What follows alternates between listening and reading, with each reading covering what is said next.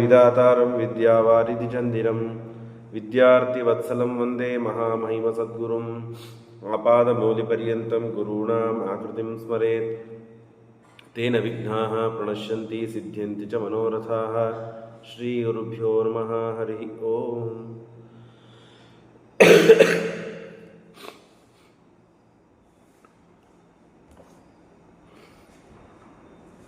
ಶ್ರೀಮನ್ಮಹಾಭಾರತ ತಾತ್ಪರ್ಯನಿರ್ಣಯದಲ್ಲಿ ಶ್ರೀಮದಾಚಾರ್ಯರು ಎಲ್ಲ ಕಥೆಗಳನ್ನು ಸಂಕ್ಷೇಪವಾಗಿ ಹೇಳ್ತಾ ಆ ಕಥೆಯ ಪೂರ್ವಾಪರಿ ಎಲ್ಲವನ್ನು ತಿಳಿಸ್ತಾ ನಿರ್ಣಯಗಳನ್ನು ಮಾಡ್ತಾ ಅದ್ಭುತವಾದ ರೀತಿಯಲ್ಲಿ ನಿರೂಪಣೆ ಮಾಡ್ತಾ ಇದ್ದಾರೆ. ಅದನ್ನು ನೀವೆಲ್ಲ ಕೇಳ್ತಾ ಇದ್ದೀರಿ.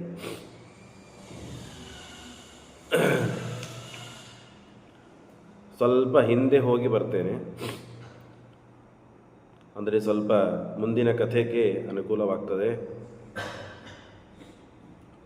ಭೀಷ್ಮಾಚಾರ್ಯರ ಮತ್ತು ಅಂಬಾ ವರಾಂಗಿ, ಅವಳೇ ಅಂಬಾ ಆಗಿ ಜನಿಸಿದ್ದಾಳೆ.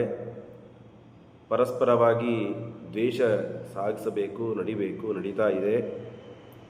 ತಂದೆ ವಿವಾಹ ಆಗಬೇಕು, ತಂದೆ ಇಷ್ಟಪಟ್ಟಂತಹ ಕನ್ಯೆಯನ್ನು ಕೊಟ್ಟು ವಿವಾಹ ಮಾಡಿಸಬೇಕು ಅಂತ ತಾನು ಭೀಷ್ಮನಾದ, ತಂದೆಯಿಂದ ವರ ಪಡೆದ. ಮತ್ತು ತನ್ನ ತಮ್ಮಂದರಾದಂತಹ ಚಿತ್ರಾಂಗದ, ವಿಚಿತ್ರವೀರ್ಯ ಅವರಿಬ್ಬರೂ ರಾಜ್ಯಕ್ಕೆ ಉಪಯೋಗ ಬೀಳಲಿಲ್ಲ. ಒಬ್ಬನಂತೂ ಚಿತ್ರಾಂಗದ ಸತ್ತೇ ಹೋದ, ಗಂಧರ್ವನ ಜೊತೆಗೆ ಯುದ್ಧವಾಡಿ. ಇದ್ದವನು ರೋಗಗ್ರಸ್ತನಾದ, ಅವನಿಗೂ ಮದುವೆ ಆಗದೆ ತಾನು ಸಾಯಬಾರದು ಅಂತ ಹೇಳಿ ಕಾಶಿರಾಜನ ಪಟ್ಟಣದಲ್ಲಿ ಸ್ವಯಂವರವಿತ್ತು. ಆ ಸ್ವಯಂವರದಲ್ಲಿ 3 ಜನ ಹೆಣ್ಣು ಮಕ್ಕಳನ್ನು ತಂದ. ಅಂಬಿಕಾ, ಅಂಬಾಲಿಕಾ ಮದುವೆ ಆಗಲಿಕ್ಕೆ ಒಪ್ಪಿದ್ರು.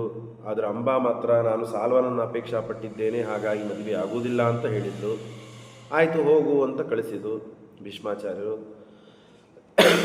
ಸಾಲ್ವ ಹೇಳಿದ, ನನ್ನನ್ನು ಗೆದ್ದು ನಿನ್ನನ್ನು ತೆಗೆದುಕೊಂಡು ಹೋಗಿದ್ದಾನೆ, ಹಾಗಾಗಿ ನಾನು ನಿನ್ನ ಮದುವೆ ಆಗುವಂತೂ ಇಲ್ಲ, ನಾನು ನಿನ್ನನ್ನು ಮದುವೆ ಆಗುವುದಿಲ್ಲ, ಭೀಷ್ಮರ ಕೊಟ್ಟ ಭಿಕ್ಷೆ ಅಂತ ಆಗ್ತದೆ, ನಾನು ಕ್ಷತ್ರಿಯ, ಸೋತಿದ್ದೇನೆ ಅಂದ ಮೇಲೆ ಇದು ನನ್ನ ಸ್ವತ್ತು ಅಲ್ಲ ಅಂತ ಹೇಳಿ ಬಿಟ್ಟ.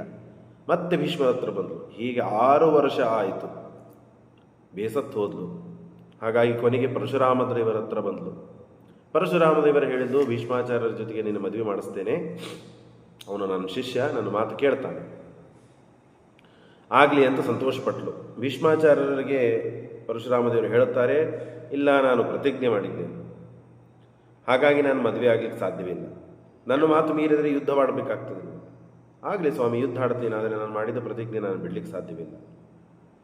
ದೇವರು ಅನಂತ ಶಕ್ತಿ ಸಂಪನ್ನನಾಗಿದ್ದರೂ, ಎಲ್ಲರನ್ನು ಗೆಲ್ಲುವ, ಎಲ್ಲರನ್ನು ವಶಪಡಿಸುವ ಶಕ್ತಿ ಸಾಮರ್ಥ್ಯ ಪರಮಾತ್ಮಗಿದ್ದರೂ, ಪರಮಾತ್ಮನಿಗೆ ಯಾರಿಂದ ಸೋಲು ಇಲ್ಲದೇ ಇದ್ದರೂ ಪರಮಾತ್ಮ ಸೋತಂತೆ ನಟನೆ ಮಾಡಿದ, ದುಷ್ಟರಿಗೆ ಮೋಹ ಮಾಡಿದ. ಮತ್ತು ಅಷ್ಟೇ ಅಲ್ಲದೇನೆ ತನ್ನ ಭಕ್ತನಾದ, ತನ್ನ ಶಿಷ್ಯನಾದ ಭೀಷ್ಮರ ಕೀರ್ತಿಯನ್ನು ಬೆಳಗಿಸಿದ. ಪರಶುರಾಮ ದೇವರನ್ನು ಸೋಲಿಸಿದ್ರಪ್ಪ ಇವರು ಭೀಷ್ಮಾಚಾರ್ಯರು, ಎಷ್ಟು ಶಕ್ತಿ ಸಾಮರ್ಥ್ಯ ಇವರಿಗೆ ಅಂತ ಹೇಳಿ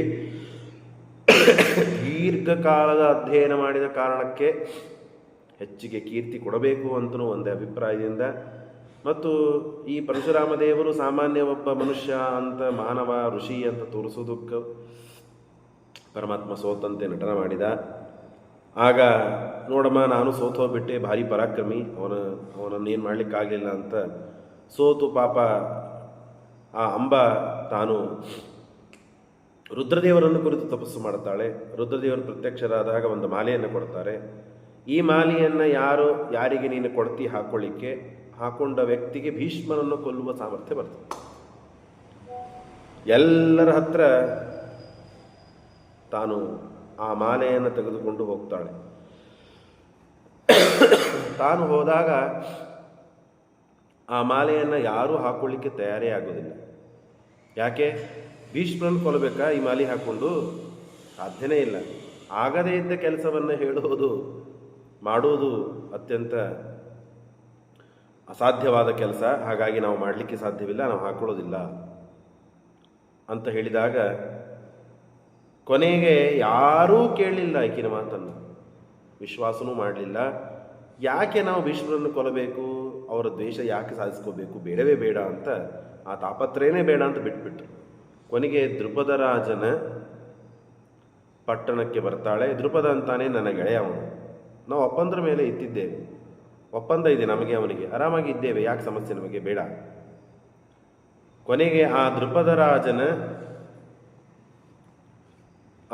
ರಾಜನ ಮಹಾದ್ವಾರ, ಆ ದ್ವಾರಕ್ಕೇನೆ ಮಾಲೆಯನ್ನು ಇಟ್ಟು ಯೋಗದ ಸಾಮರ್ಥ್ಯದಿಂದ ತನ್ನ ದೇಹವನ್ನು ಬಿಟ್ಟಿದ್ದಾಳೆ.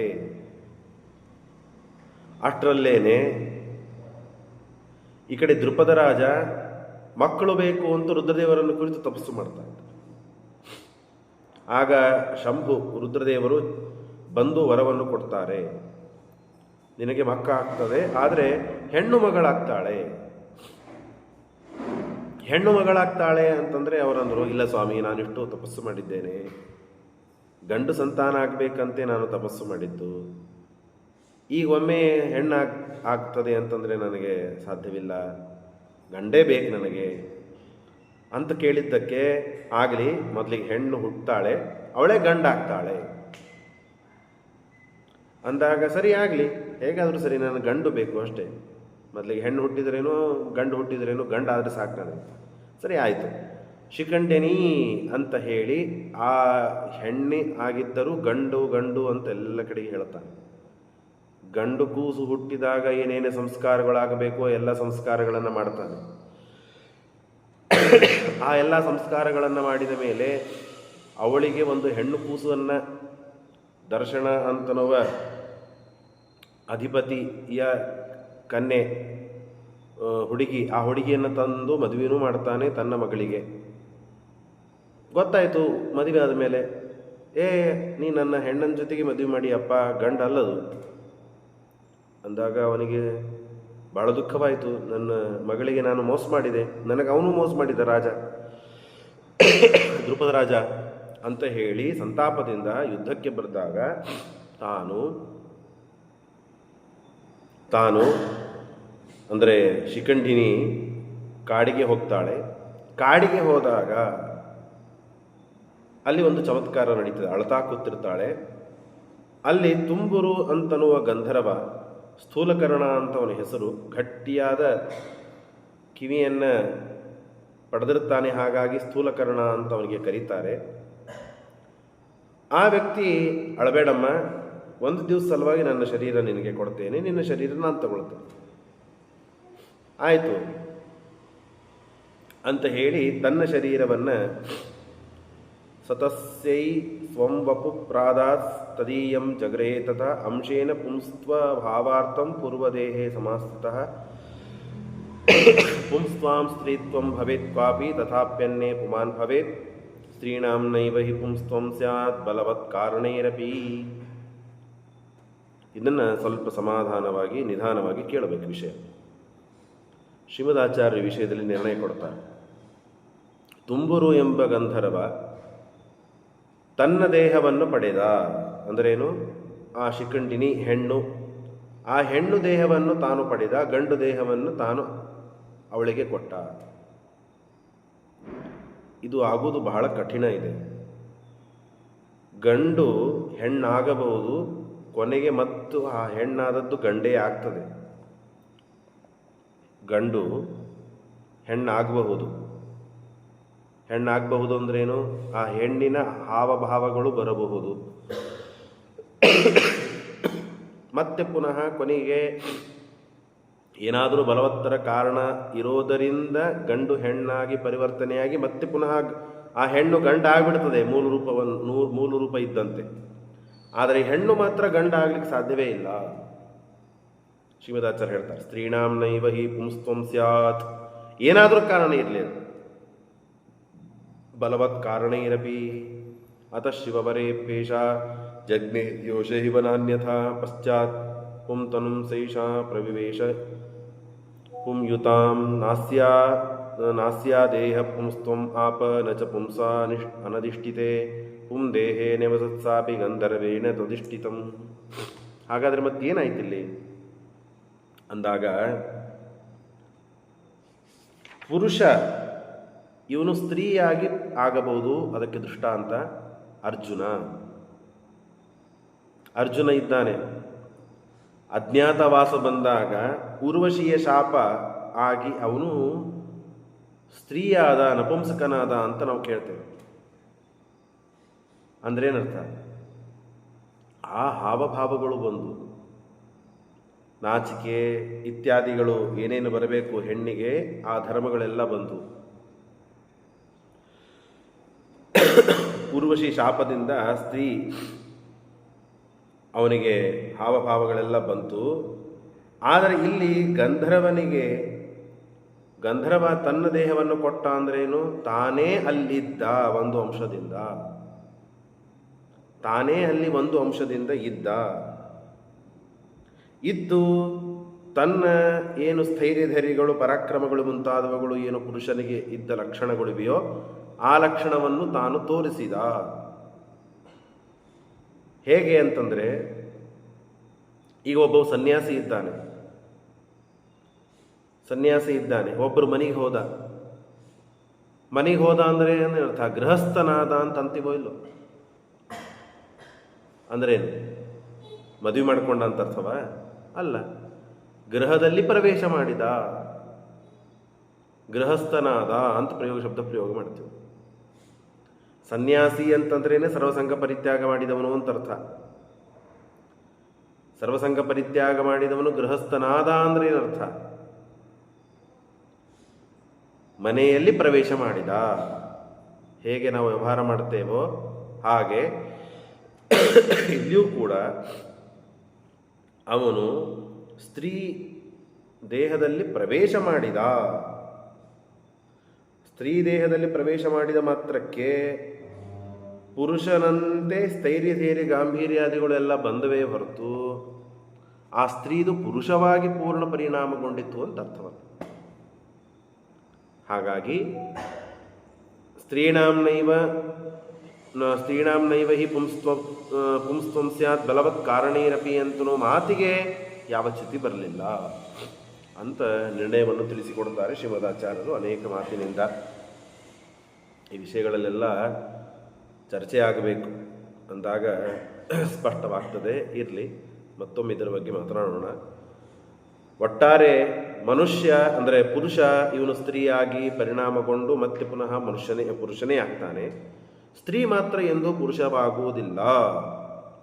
ಬಂದರೆ ಜೋರು ಧ್ವನಿ ಬರಬಹುದು, ಗಂಡಸರಿಗಿದ್ದಂತಹ ಸ್ಥೈರ್ಯಧೈರ್ಯ ಗಟ್ಟಿತನ ಅಥವಾ ಏನು ಭಯ ಇಲ್ಲದೆ ಇದ್ದೆ ಅಭಯವಿರುತ್ತದಲ್ಲ, ಸ್ವಲ್ಪ ಮುಂದಾಳಕೆ ಅಂಥದ್ದೆಲ್ಲ ಬರಬಹುದು. ಅಂದ ಮಾತ್ರಕ್ಕೆ ಸ್ತ್ರೀತ್ವನೇ ಕಳ್ಕೊಂಡು ಪುರುಷನೇ ಆಗಿಬಿಡ್ತಾಳೆ ಅಂತಲ್ಲ. ಅದನ್ನು ನೋಡಿಕೊಂಡು ಪುರುಷರಿಗಿದ್ದ ಲಕ್ಷಣ ಇವಳಿಗಿದೆ, ಶಿಖಂಡಿನಿಗೆ. ಹಾಗಾಗಿ ಮನೆಗೆ ಹೋದಾಗ ತನ್ನ ಹೆಂಡತಿ ಪರೀಕ್ಷೆಯನ್ನು ಮಾಡಿದ್ದನ್ನು ನೋಡಿ ಗಂಡು ಅಂತ ಸಿದ್ಧ ಆಯ್ತು. ಇಷ್ಟು ಆಗಿದೆ. ಆದರೆ ಆ ಗಂಧರ್ವರಿಗೆ ಮಾತ್ರ, ತುಂಬುರು ಅಂತನೋ ಗಂಧರ್ವನಿಗೆ ಕುಬೇರ ಬಂದು ನೋಡಿ ಸ್ತ್ರೀ ಸ್ವಭಾವವನ್ನು ಪಡೆದಿದ್ದಕ್ಕೆ ಮರ್ಯಾದೆಯನ್ನು ಮಾಡದೇ ಇರೋ ಕಾರಣಕ್ಕೆ ಮರಣಯಾದಿ ಮಾಡಲಿಕ್ಕಾಗಲಿಲ್ಲ. ಎದ್ದು ಬಂದು ಅರ್ಘ್ಯಪಾದ್ಯಾದಿಗಳನ್ನು ಕೊಡಲಿಕ್ಕಾಗಲಿಲ್ಲ. ಯಾಕೆ ಅಂತ ನೋಡಿದಾಗ ಸ್ತ್ರೀ ಸ್ವಭಾವ, ಸ್ತ್ರೀ ಶರೀರ ಉಳ್ಳವನಾಗಿದ್ದಾನೆ ಅಂತ ಶಾಪ ಕೊಟ್ಟು ನೀ ಇದೇ ಶರೀರ ಉಳ್ಳವಳಾಗು ಅಂತ ಹೇಳಿದಾಗ ಅವಳು ಅಂತಾಳೆ, ನಾನು ಆಕಿನ ಮೇಲೆ ದಯಾ ಮಾಡಿ ಶರೀರ ಕೊಟ್ಟಿದ್ದು, ನನಗೆ ಬೇರೆ ಅನ್ಯಥಾ ಉದ್ದೇಶ ಇದ್ದಿದ್ದಿಲ್ಲ.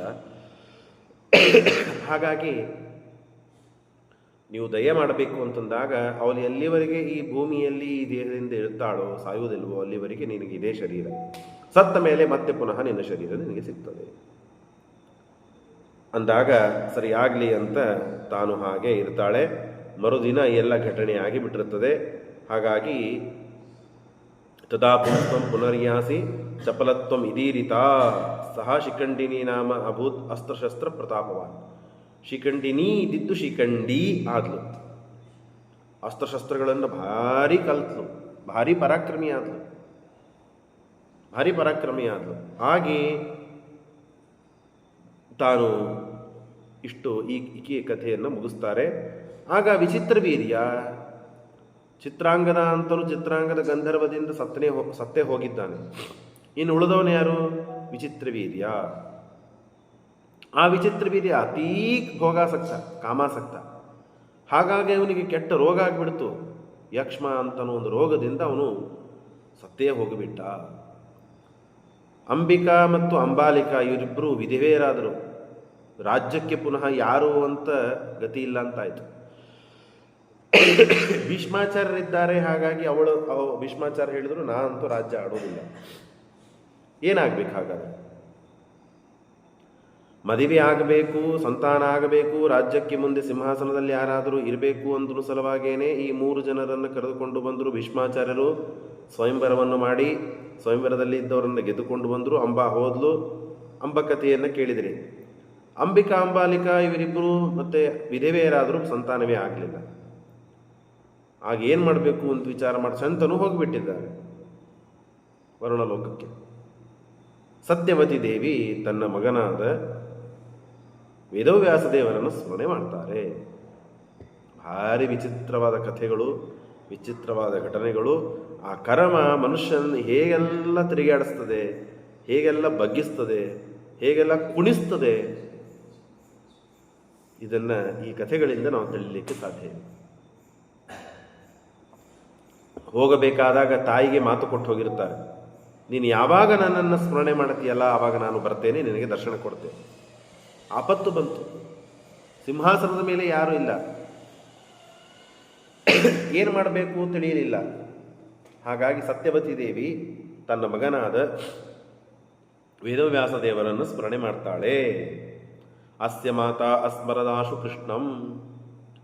ಆ ಕೃಷ್ಣನನ್ನು ಸ್ಮರಣೆ ಮಾಡಿದಾಗ ಆವಿರ್ಬಭೂವಾಶು ಜಗಜ್ಜನಿತ್ರೋ ಜನಾರ್ದನೋ ಜನ್ಮ ಜರಾಪಹ ಭಯಾಪಹ ಸಮಸ್ತ ವಿಜ್ಞಾನ ತನಸ್ಸು ಕಾರಣವ ಸಂಪೂಜಯಾಮಾಸ ಜತಂ ಜನಿತ್ರಿ. ತಕ್ಷಣದಲ್ಲಿ ಕೃಷ್ಣ ವೇದವ್ಯಾಸ ದೇವರು ತಾಯಿಗೆ ದರ್ಶನ ಕೊಡಲಿಕ್ಕೆ ಎದುರಿಗೆ ಬಂದೇ ಬಿಟ್ಟೆ. ಸ್ಮರಣೆ ಮಾಡಿ ಮುಗಿಸಿದ್ದಾಳೆ, ದೇವರ ಪ್ರತ್ಯಕ್ಷನೇ ಆದ. ಸಮಸ್ತ ವಿಜ್ಞಾನ ತನು ಸುಖಾರ್ಣವ, ಗುಣಪೂರ್ಣನಾದ, ದೋಷದೂರನಾದ, ಎಲ್ಲ ಗುಣಗಳಿಗೆ ಆಶ್ರಯನಾದ, ಜನ್ಮ ಜರ ಭಯ ಇವುಗಳು ಇಲ್ಲದೇ ಇದ್ದಂತಹ ಪರಮಾತ್ಮ ಸಂಪೂಜಯಾಮಾಸ, ಪೂಜೆಗೊಂಡು ತಾನು ಅಲ್ಲಿ ನಿಂತಿದ್ದಾನೆ. ತಂ ಭೀಷ್ಮ ಪೂರ್ವೇ ಪರಮಾದ್ ಸ್ವಭಿಷ್ಟುತಂ ಚ ಅವದಸ್ಯ ಮಾತಾ. ನೋಡ, ತಾಯಿ ಆವಾಗ ಮಾತನಾಡ್ತಾಳೆ ವೇದವ್ಯಾಸ ದೇವರ ಜೊತೆಗೆ. ನೋಡಪ್ಪ ವೇದವ್ಯಾಸ ದೇವರೇ, ಇಬ್ಬರು ಮಕ್ಕಳು ತೀರಿ ಹೋಗ್ಬಿಟ್ರು. ಭೀಷ್ಮ ಇದ್ದಾನೆ, ಅವನು ರಾಜ್ಯವನ್ನು ಆಳೋದಿಲ್ಲ, ರಾಜ್ಯದ ಭಾರ ನನಗೆ ಬೇಡ ಅಂತ, ಸಿಂಹಾಸನ ಮೇಲೆ ಕೊಡುವುದಿಲ್ಲ ಅಂತ ಹೇಳಿ ತಾನು ಬಿಟ್ಟಿದ್ದಾನೆ. ಹಾಗಾಗಿ ನೈಚ್ಛತ್ ಭೀಷ್ಮೋ ಮಯ ನಿತರಾಂ ಅರ್ಥಿತೋಪಿ, ಬಹಳಷ್ಟು ಬಾರು ನಾನು ಕೇಳಿದರೂ ಕೂಡ ರಾಜ್ಯವನ್ನು ಆಳೋದಿಲ್ಲ ಅಂತ ಹೇಳಿದ್ದಾನೆ. ಹಾಗಾಗಿ ನನ್ನ ಸ್ವಸೇಂದ್ರಗೆ ನೀನು ಸಂತಾನ ಕೊಡಬೇಕು. ನನ್ನ ಸ್ವಸೇಂದ್ರ ಕ್ಷೇತ್ರದಲ್ಲಿ ನೀನು ಸಂತಾನವನ್ನು ಕೊಡಬೇಕು. ಮುಂದೆ ನನ್ನ ರಾಜ್ಯ ನಡೆಯುವಂತೆ ನೀನು ಮಾಡಬೇಕು. ವೇದವ್ಯಾಸ ದೇವರಂದರು, ನನ್ನ ಸಂಘ ಮಾಡೋ ಸಾಮರ್ಥ್ಯ, ಯೋಗ್ಯತೆ, ಅರ್ಹತೆ ಇದ್ದವಳು ಅಂದರೆ ಲಕ್ಷ್ಮೀದೇವಿ ಮಾತ್ರ. ಉಳಿದವರು ಯಾರೂ ಕೂಡ ಸಂಘ ಮಾಡಲಿಕ್ಕೆ ಸಾಧ್ಯವಿಲ್ಲ. ಹೌದಾ? ನೋಡ್ರಿ ಮಾತು ಹೇಗಿದೆ. ರತೇರಮಾಂ ಜಾತು ಮಮಾಂಗ ಸಂಗಯೋರ್ ಯೋಗ್ಯಾಂಗನಾನೈವ ಸುರಾಲಯೇಪಿ. ದೇವತಾಲೋಕದಲ್ಲಿಯೂ ಕೂಡ ನನ್ನ ಸಂಘ ಮಾಡುವಂತಹ ಸ್ತ್ರೀ ಜಗತ್ತಿನಲ್ಲಿ ಯೋಗ್ಯತೆಯನ್ನು ಪಡೆದವಳು ಯಾರೂ ಇಲ್ಲ, ರಮಾದೇವಿ ಬಿಟ್ಟರೆ. ಹಾಗಾಗಿ ತಥಾಪಿ ತೇ ವಾಕ್ಯಮಹಂ, ನೀ ನನ್ನ ತಾಯಿ ಆದದ್ದರಿಂದ ನಿನ್ನ ಮಾತನ್ನು ನಡೆಸ್ತೇನೆ. ನನ್ನ ನಿಯಮವನ್ನು ಮೀರಿ ನಾನು ಮಾತನ್ನು ನಡೆಸ್ತೇನೆ ನಿನ್ನ ಕಾರಣಕ್ಕಾಗಿ. ತಥಾಪಿ ತೇ ವಾಕ್ಯಮಹಂ ಕರಿಷ್ಯೆ ಸಾಂವತ್ಸರಾಂ ಚರಿತೋ ವ್ರತಮ್ಮೆ. ಆದರೆ ಒಂದು ಕರಾರಿದೆ, ನಿನ್ನ ಮಾತು ನಡಿಬೇಕಲ್ಲ. ಆದರೂ ಒಂದು ಕರಾರಿದೆ, ಆ ಕರಾರನ್ನು ನಡೆಸಿಕೊಟ್ರೆ ನಾನು ಮಾಡ್ತೀನಿ. ಇವರಿಬ್ಬರು 1 ವರ್ಷದ ಕಾಲ ತಪಸ್ಸು ಮಾಡಲಿ. 1 ವರ್ಷದವರೆಗೆ ಇವರಿಬ್ಬರು, ಅಂಬಿಕಾ ಅಂಬಾಲಿಕಾ ಇವರಿಬ್ಬರು ತಪಸ್ಸು ಮಾಡಲಿ, ಇವರಿಗೆ ನಾನು ಸಂತಾನ ಕೊಡ್ತೇನೆ ಅಂತೂ ವೇದವ್ಯಾಸ ದೇವರು ಹೇಳ್ತಾರೆ. ಆಗ ಸತ್ಯವತಿ ದೇವಿ ಹಠ ಮಾಡ್ತಾಳೆ, ಇಲ್ಲ 1 ವರ್ಷದವರೆಗೆ ಕಾಯ್ಲಿಕ್ಕೆ ಆಗುವುದಿಲ್ಲ, 1 ವರ್ಷದವರೆಗೆ ಕಾಯ್ಲಿಕ್ಕೆ ಆಗುವುದಿಲ್ಲ, ನಾನು ಈಗೇ ಬೇಕು, ಈ ಕ್ಷಣದಲ್ಲೇ ಬೇಕು ಸಂತಾನ. ಹಠ, ದೇವರ ಮುಂದೆ ಹಠ ಮಾಡ್ತಾ ಇದ್ದಾಳೆ. ದೇವರಿದರಿಂದ ತಿಳಿಸಿಕೊಡ್ತಾನೆ, ಯಾವುದಕ್ಕಾದರೂ ತಪಸ್ಸು ಇಲ್ಲದೇನೆ ಯಾವ ಫಲವನ್ನು ಪಡತಕ್ಕದ್ದಲ್ಲ. ಮದುವೆ ಆಗಲಿ, ಮಕ್ಕಳಾಗಲಿ, ವಿದ್ಯೆ ಆಗಲಿ, ಧನ ಆಗಲಿ, ಐಶ್ವರ್ಯ ಆಗಲಿ, ಕೀರ್ತಿ ಆಗಲಿ, ಯಾವುದೇ ನಾವು ಗಳಿಸ್ತೇವೆ ಅಂತನ್ನುವುದು ಶ್ರಮಪಟ್ಟು ಗಳಿಸಿದ್ರೆ ಅದು ಉಳಿತದೆ, ಇಲ್ಲದೇ ಇದ್ರೆ ಉಳಿಯುವುದಿಲ್ಲ. ಅಥವಾ ಉಳಿದದ್ದು ಮುಂದೆ ಚೆಂದಾಗಿ ಫಲವನ್ನು ಕೊಡಬೇಕು ಅಂತಾದರೆ ಅದಕ್ಕೆ ತಪಸ್ಸು ಮುಖ್ಯ. ಇಲ್ಲದೇ ಇದ್ರೆ ಬಹಳ ಸಮಸ್ಯೆ ಆಗ್ತದೆ. ವೇದವ್ಯಾಸದೇವರು, ಸರ್ವಜ್ಞರಾದ ವೇದವ್ಯಾಸದೇವರು ಹೇಳ್ತಾ ಇದ್ದಾರೆ, ಆ ಮಾತನ್ನು ಲೆಕ್ಕಿಸದೇನೆ ಅದನ್ನು ಬದಿಗಿಟ್ಟು ನನಗೆ ಸಂತಾನ ಹೀಗೆ ಬೇಕು, ನನ್ನ ಸೊಸೆಂದರಲ್ಲಿ ನೀವು ಸಂತಾನವನ್ನು ಕೊಡಬೇಕು ಅಂತ ಬೆನ್ನತ್ತಿದ್ದಾಳೆ. ಆಗಲಿ 1 ವರ್ಷ ಆದ ಮೇಲೆ ನಾನು ಸಂತಾನ ಕೊಡ್ತೇನೆ ಅಂತ ದೇವರು ತನ್ನ ಮಾತನ್ನು, ಅಂದರೆ ತಾನು ಹಾಕಿಕೊಂಡ ನಿಯಮವನ್ನು ದಾಟಿ ಮಾತನ್ನು ಹೇಳಿದ್ದಾನೆ, ನೀನು ಕೇಳಿದ್ದಕ್ಕೆ ಅಂತ ಸ್ಪಷ್ಟವಾಗಿ ಹೇಳ್ತಾ ಇದ್ದಾನೆ. ರಮಾದೇವಿ ಬಿಟ್ಟು ಬೇರೆಯವರ ಜೊತೆಗೆ ನಾನು ಸಂಘ ಮಾಡುವುದಿಲ್ಲ, ಇದು ನನ್ನ ನಿಯಮ ಇದೆ, ಆದರೂ ನೀನು ತಾಯಿ ಆದದ್ದಕ್ಕೆ ಕೇಳಿದ್ದಕ್ಕೆ ನಾನು ಮಾಡ್ತೇನೆ, 1 ವರ್ಷ ತಪಸ್ಸು ಮಾಡಲಿ ಅಂತ ದೇವರು ಭಗವಂತ ಸಾಕ್ಷಾತ್ ಜ್ಞಾನಸ್ವರೂಪ ಸರ್ವಜ್ಞನಾದ ಭಗವಂತ ಹೇಳಿದಾಗ ಅದನ್ನು ಒಪ್ಲಿಕ್ಕೆ ತಯಾರಿಲ್ಲ. ಆಗಲಿ, ಇಷ್ಟು ಹಠ ಮಾಡಿದ್ದಕ್ಕೆ ನಾನು ಕೊಡ್ತೇನೆ, ಆದರೆ ಮತ್ತೊಂದು ಇಲ್ಲಿ ಪರೀಕ್ಷೆ ಇದೆ. ನಾನು ಯದ್ಯಪಿ ಸೌಮ್ಯ ಸ್ವರೂಪ, ಭಯವನ್ನು ಮಾಡುವುದು, ದುಷ್ಟ ಸ್ವರೂಪವನ್ನು ತೊಳೆದು ಭಯಾನಕ ರೂಪ ತೆಗೆದುಕೊಳ್ಳುವುದು ಇದೆಲ್ಲ ಸುಳ್ಳು. ಆದರೂ ನಿನ್ನ ಸೊಸೇಂದ್ರರು ಒಳಗೆ ಬಂದಾಗ ನಾನು ನನ್ನ ನಿಜವಾದ ರೂಪವನ್ನು ತೋರಿಸುವುದಿಲ್ಲ, ಭಯಾನಕವಾದ ರೂಪವನ್ನು ತೋರಿಸ್ತೇನೆ.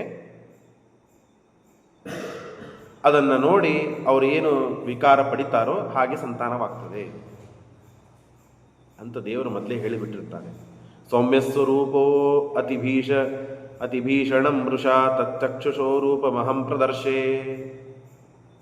ಅವರ ಕಣ್ಣಿಗೆ ನಾನು ಭಯಾನಕ ಅಂತ ತೋರಿಸ್ತೇನೆ.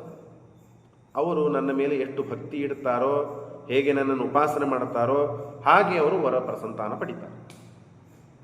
ದೇವರು ಇಷ್ಟು ಸ್ಪಷ್ಟವಾಗಿ ಶಬ್ದವನ್ನು ಹೇಳಿದ್ದಾನೆ. ತಪಸ್ಸು ಮಾಡ್ರಿ, ಮಾಡಲಿಕ್ಕೆ ತಯಾರಿಲ್ಲ. ಹೀಗೆ ಸಂತಾನ ಬೇಕು, ಸರಿ ನಾನು ಇದನ್ನು ಮಾಡ್ತೇನೆ, ಇಲ್ಲದೇ ಇದ್ದ ರೂಪವನ್ನು, ಭಯಾನಕವಾದ ರೂಪವನ್ನು ತೋರಿಸ್ತೇನೆ. ಭಕ್ತಿಯಿಂದ ಅವರು ಏನು ಸ್ಮರಣೆ ಮಾಡ್ತಾರೋ,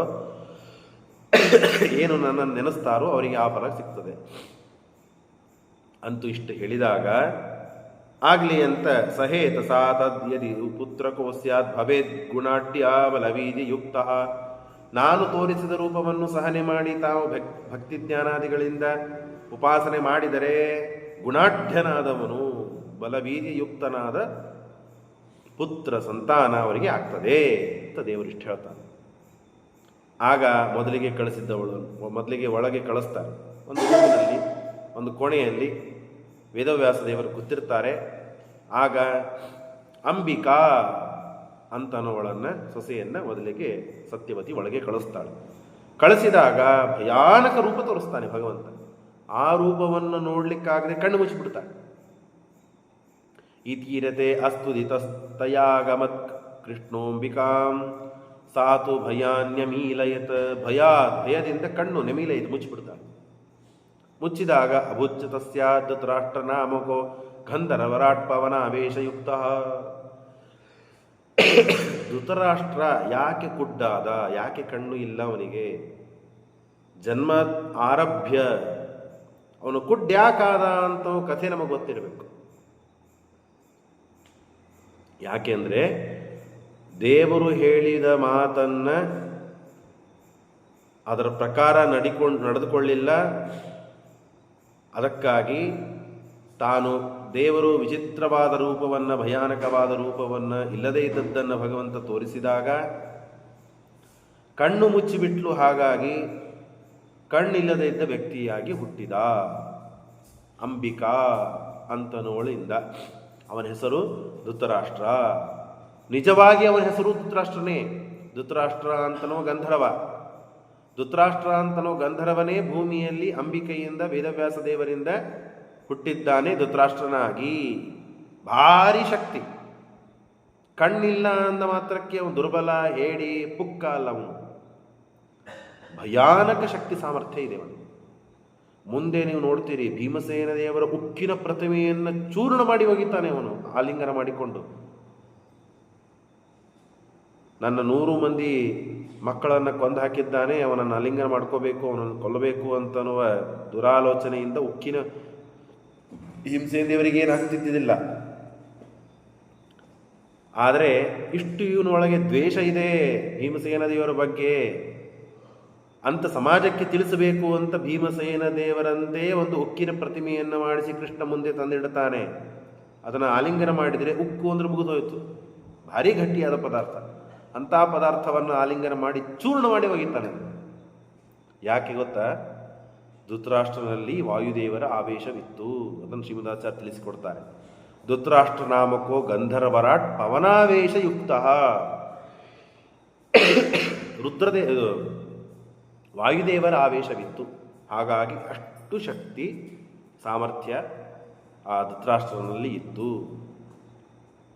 ಕುಡ್ಡಾಗಿದ್ದಾನೆ, ರಾಜ್ಯವನ್ನು ಆಳಲಿಕ್ಕೆ ಸಮರ್ಥನಲ್ಲ, ನ್ಯೂನತ ಇದೆ ಅವನಲ್ಲಿ. ಹಾಗಾಗಿ ಇವನೇನು ಉಪಯೋಗವಿಲ್ಲ ಸಂತಾನ ಅಂತ ಬಿಟ್ಬಿಟ್ರು.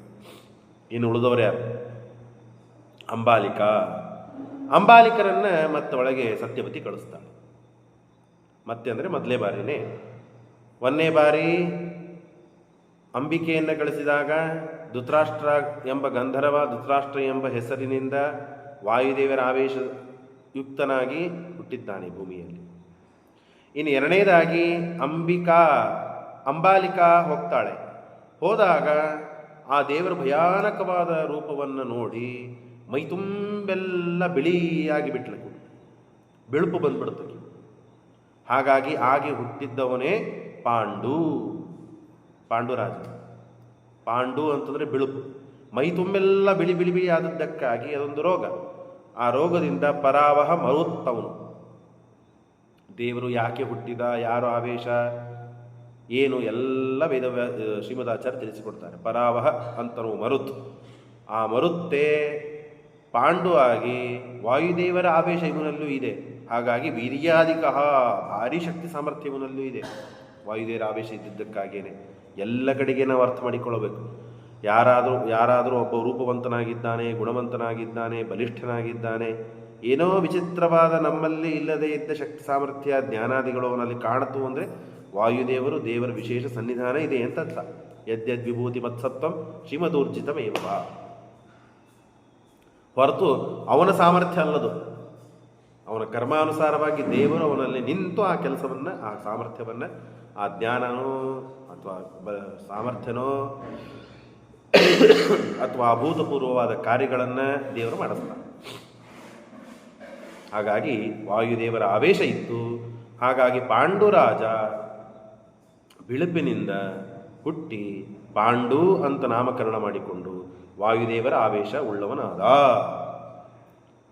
ಇಬ್ಬರೂ ಯೋಗ್ಯರಲ್ಲ ಅಂತಾಯ್ತು. ಒಬ್ಬನಿಗೆ ಕಣ್ಣಿಲ್ಲ, ಇನ್ನೊಬ್ಬನಿಗೆ ಬಿಳುಪಿಲ್ಲ, ಉತ್ತಮ ಸಂತಾನನೇ ಸಿಗಲಿಲ್ಲ.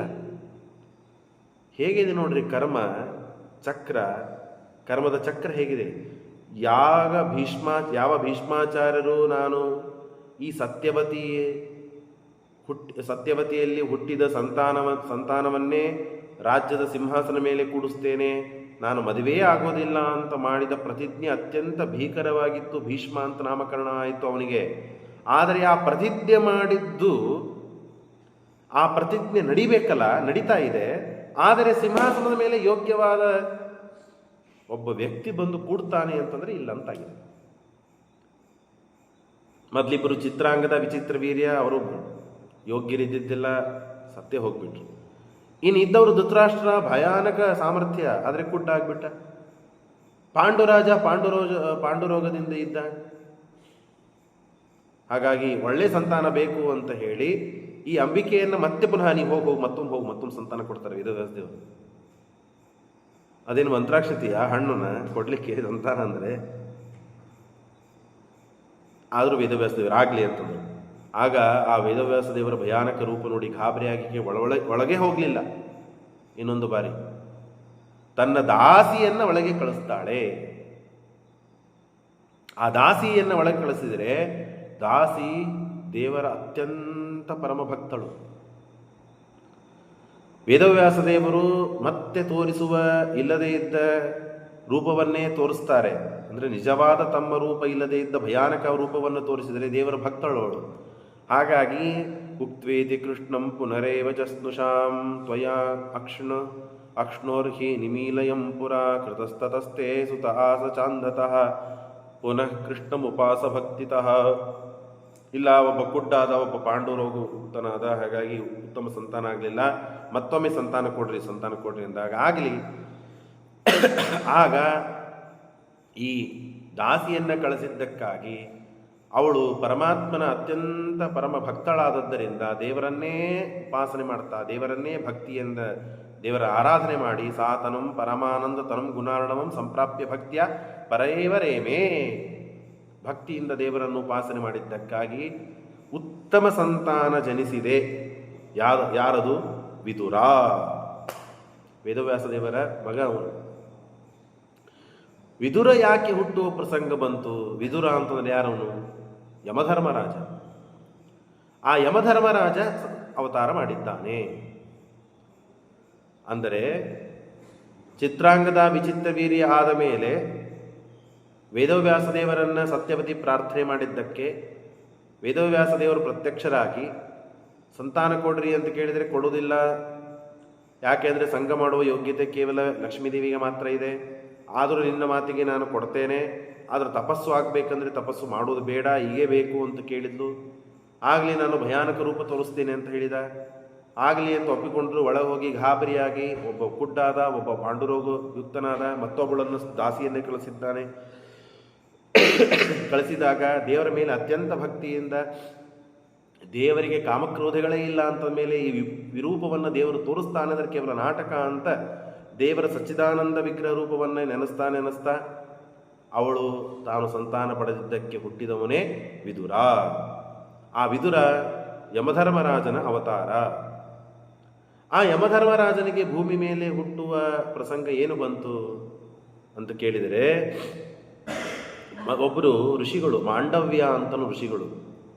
ತಸ್ಯಾಂ ಸ ದೇವೋ ಜನಿ ಧರ್ಮರಾಜೋ ಮಾಂಡವ್ಯ ಶಾಪಾದ್ಯ ಉವಾಹ ಶೂದ್ರತಾ. ಮಾಂಡವರ ಶಾಪದಿಂದ ಇವರು ಶೂದ್ರ ಆಗಿ ಹುಟ್ಟಿದ್ದಾರೆ. ಶೂದ್ರನ ಮಗ ವಿದುರ, ಹಾಗಾಗಿ ವಿದುರ ಶೂದ್ರ. ಆದರೆ ಯಮಧರ್ಮರಾಜ ಧರ್ಮಾಧರ್ಮ ನಿಯಾಮಕ ಸ್ವಾಮಿ ಅವನು, ದೇವರ ಅನುಗ್ರಹದಿಂದ ಶೂದ್ರ ಆಗುವಂಥ ಮಾಂಡವರ ಶಾಪ.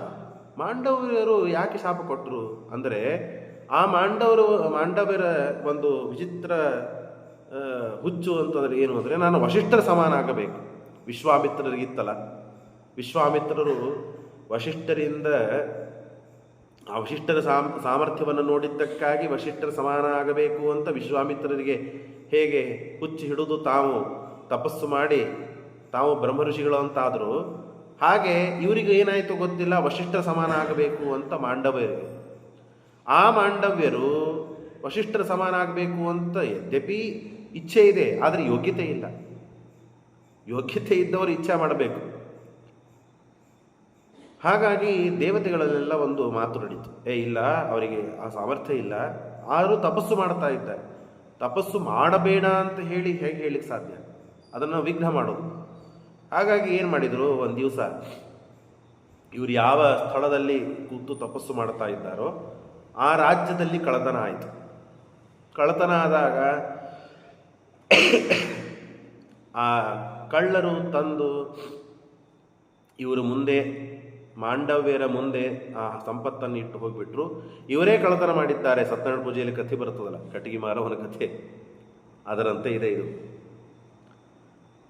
ಇವರೇ ಕಳ್ಳತನ ಮಾಡಿದ್ದಾರೆ ಅಂತ ಹೇಳಿ ಆ ರಾಜ ಕರೆದುಕೊಂಡು ಹೋಗಿ ಇವರಿಗೆ ಶುಲ್ಕ ಏರಿಸ್ರಿ, ಇವರಿಗೆ ಗಲ್ಲಿಗೆ ಏರಿಸ್ರಿ, ಇವರಿಗೆ ತಪ್ಪು ಮಾಡಿದ್ದಾರೆ ಗಲ್ಲಿಗೆ ಏರಿಸ್ರಿ. ಉದಯ ಕರ್ಮ ಮಾಸನ, ಕರ್ಮದ ಬಂಧ ಹೇಗಿದೆ ನೋಡ್ರಿ. ಆಗ ಸರಿ ಆಗಲಿ ಅಂತ ಎಲ್ಲ ತಯಾರು ಮಾಡಿಕೊಂಡ್ರು. ಆವಾಗ ಮಾಂಡವರ ಸಾಮರ್ಥ್ಯ ನೋಡಿ ಹೇಗಿದೆ. ಯಮನನ್ನು ಕರೀತಾರೆ, ಯಮಧರ್ಮರಾಜ, ನಾನೇನೂ ತಪ್ಪು ಮಾಡಿಲ್ಲ, ತಪ್ಪು ಮಾಡದೇ ಇದ್ದರೂ ಇವರು ನನಗೆ ಗಲ್ಲೆಗೆ ಏರಿಸ್ತಾ ಇದ್ದಾರೆ, ಉರುಳು ಹಾಕ್ತಾ ಇದ್ದಾರೆ. ನೀನು ಹಾಗೆ ನೋಡಿ ಧರ್ಮಾಧರ್ಮ ನಿಯಾಮಕ ನೀನು ನೋಡಿ ಹಾಗೆ ಸುಮ್ಮನೆ ಕೊಡ್ತೀಯ ನೀನು ಅಂತ ಇವರು ಮಾತನ್ನು ಕೇಳಿದರೆ ಯಮಧರ್ಮರಾಜ ಏನು ಉತ್ತರ ಕೊಡಬೇಕು ಅವಾಗ ನೋಡ್ರಿ. ಅಯೋಗ್ಯ ಸಂಪ್ರಾಪ್ತಿ ಕೃತ ಪ್ರಯತ್ನ ದೋಷಾತ್ ಸಮಾರೋಪಿತಮೇವ ಶೂಲೆ ಚೌರ್ಯೇ ಕೃತಾರ್ಥೇ ಚೌರ್ಯೇ ಹೃತೆ ಅರ್ಪಿತು ಚೋರಬುದ್ಧಿಯ ಮಕ್ಷೀಮಧಾತ್ ಇತ್ಯವದತ್ಯವಸ್ತಂ. ನಗುವ ಮಾತನ್ನು ಹೇಳ್ತಾನೆ ಯಮರಾಜ. ಇಲ್ಲಿಲ್ಲ, ನೀವು ಕಳ್ಳತನ ಮಾಡಿದ್ದಕ್ಕೆ ನಿಮಗೆ ಗಲ್ಲಿಗೆ ಏರಿಸ್ತಾ ಇಲ್ಲ. ನೀವು ಸಣ್ಣವರಿದ್ದಾಗ ಒಂದು ನೊಣವನ್ನು ಕೊಂದಿದ್ದೀರಿ. ನಿಮಗೆ 5 ವರ್ಷ ಇತ್ತು, 5-6 ವರ್ಷ ಇತ್ತು ಪ್ರಾಯ. ನೀವು ಆಗ ಒಂದು ನೊಣವನ್ನು ಕೊಂದಿದ್ದೀರಿ. ನೊಣ ಕೊಂದಿದ್ದು ತಪ್ಪಿಗೆ ಈಗ ನಿಮಗೆ ಗಲ್ಲಿಗೆ ಏರಿಸ್ತಾ ಇದ್ದಾರೆ. ತಲೆ ತಿರುಗಿತ್ತು ಅವರಿಗೆ. ಏನು ಮಾತಾಡ್ತಾ ಇದೆಯೋ?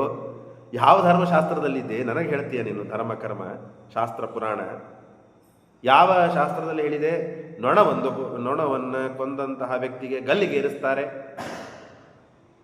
ಒಬ್ಬರಿಗೆ ಧರ್ಮ, ಇನ್ನೊಬ್ಬರಿಗೆ ಅಧರ್ಮ ಮಾಡ್ತಿದ್ದಿ ನೀನು, ಹಾಗಾಗಿ ನೀನು ಶೂದ್ರನಾಗಿ ಬೀಳುವಂತ ಶಾಪ. ಧರ್ಮಾಧರ್ಮ ನಿಯಾಮಕ ಯಾರು ಮಾಡಿ ಕೊಡಿಸಿದ್ದಾರೆ ನಿನಗೆ? ಮಾಂಡವರು ಬಹಳ ಚಿಕ್ಕವರು, ಆದರೆ ತಪಸ್ಸು ಯೋಗ್ಯತೆ ಮೀರಿ ತಪಸ್ಸು ಆಗಿಬಿಟ್ಟಿತ್ತು. ದೇವತೆಗಳು ನೋಡಿದ್ರು. ಹಾಗಾಗಿ ಬೇಕಂತಲೇ ಇವರಿಗೆ ಚಿಡಾಯಿಸಬೇಕು, ಇವರನ್ನು ಸಿಟ್ಟಿಗೆ ರೊಚ್ಚಿಗೆ ಎಬ್ಬಿಸಬೇಕು ಅಂತ ಹೇಳಿ ಈ ಕರ್ಮವನ್ನು ದೇವತೆಗಳು ಆ ರಾಜನ ಭಟರಿಂದ ರಾಜನಿಂದ ಮಾಡಿಸಿದಾಗ ನಾನು ಮೊದಲಿಗೆ ಹೇಳಿದ್ದೇನೆ ನಿನ್ನೆ ಮೊನ್ನೆ ಪಾಠಗಳಲ್ಲಿ, ದೊಡ್ಡವರನ್ನು ನಾವು ತಿರಸ್ಕಾರ, ಅಪಮಾನ, ಅಗೌರವ, ಬೈಯೋದು ಇತ್ಯಾದಿಗಳನ್ನು ನಾವು ಯಾವಾಗ ಮಾಡ್ತೇವೆ ನೋಡ್ರಿ, ಅವತ್ತು ನಾವು ತಳಗೆ ಬೀಳ್ತಾ ಇದ್ದೇವೆ, ದೇವರು ನಮ್ಮನ್ನು ಬೆಳೆಸ್ತಾ ಇದ್ದಾನೆ ಅಂತ ಅರ್ಥ. ಈ ಕಥೆಗಳಿಂದ ನಾವು ಅರ್ಥ ಮಾಡಿಕೊಳ್ಳಬೇಕಾದ ವಿಷಯ. ನಮ್ಮಕ್ಕಿಂತ ಹಿರಿಯರು, ಯೋಗ್ಯತೆಯಲ್ಲಿ ದೊಡ್ಡವರು, ಗುರುಗಳು, ಜ್ಞಾನಿಗಳು ಎಷ್ಟೆಷ್ಟು ದೊಡ್ಡವರನ್ನ ಎಷ್ಟೆಷ್ಟು ಹೆಚ್ಚು ದೊಡ್ಡವರು ಇರ್ತಾರೋ, ಹೆಚ್ಚೆಚ್ಚು ದೊಡ್ಡವರನ್ನು ಎಷ್ಟೆಷ್ಟು ನಿಂದೆಯನ್ನು ಮಾಡ್ತಾ ಹೋಗ್ತೇವೋ ಅಷ್ಟೆಷ್ಟು ನಮ್ಮ ಪುಣ್ಯ, ನಮ್ಮ ಯೋಗ್ಯತೆ ಅಥವಾ ನಾವು ಅಧೋಗತಿಯನ್ನು ಹೊಂತೇವೆ ಅಂತ ನಾವು ಅರ್ಥ ಮಾಡಿಕೊಳ್ತೇವೆ. ನಮ್ಮ ಪಾಠ ಹೇಳಿದ ಗುರುಗಳಿಗೆ ಬೈದೇವೆ ಅಂತಂದರೆ ಬೇಕಾದಷ್ಟು ತಳಗೆ ಬೀಳ್ತೇವೆ ಅಂತ ಅರ್ಥ. ಅವ್ರ ಗುರುಗಳಿಗೆ ಬೈದೇವೆ ಅಂದರೆ ಇನ್ನೂ ಹೆಚ್ಚು. ಜಗದ್ಗುರುಗಳಾದ ಸತ್ಯಾತ್ಮರಿಗೆ ಏನಾದರೂ ನಿಂದೆ ಮಾಡಿದ್ವಿ, ಬೈದ್ವಿ, ಅವ್ರ ಬಗ್ಗೆ ಅಸಮಾಧಾನ ಮಾಡ್ಕೊಂಡಿವಿ ಅಂದರೆ ಮುಗೀತು. ದೊಡ್ಡದಾದ ನೆಲೆಯನ್ನು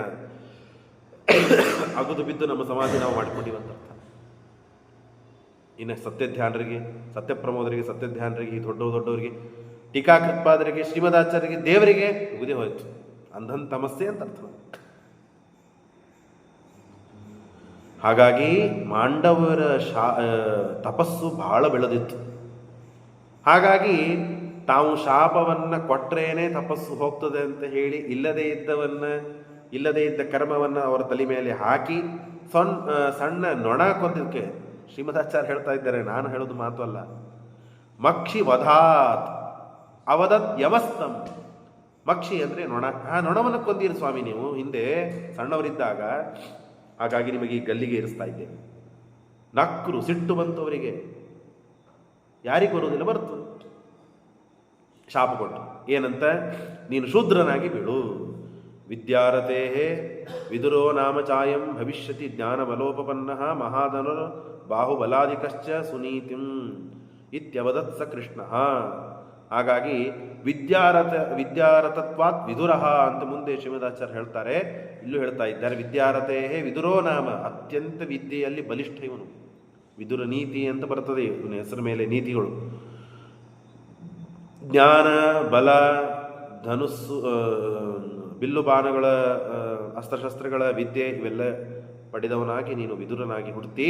ಜ್ಞಾತ್ವಾಸ್ಯ ಶೂದ್ರತ್ವ ಅಥಾಸ್ಯ ಮಾತಾ ಪುನಶ್ಚ ಕೃಷ್ಣಂ ಪ್ರಣತಾ ಯಾಚೆ. ಹಾಗಾಗಿ ಅವನ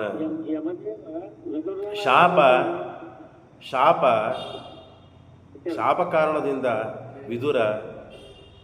ಕಾರಣದಿಂದ ವಿದುರನಾಗಿ ಯಮಧರ್ಮ ಹುಟ್ಟಿದ.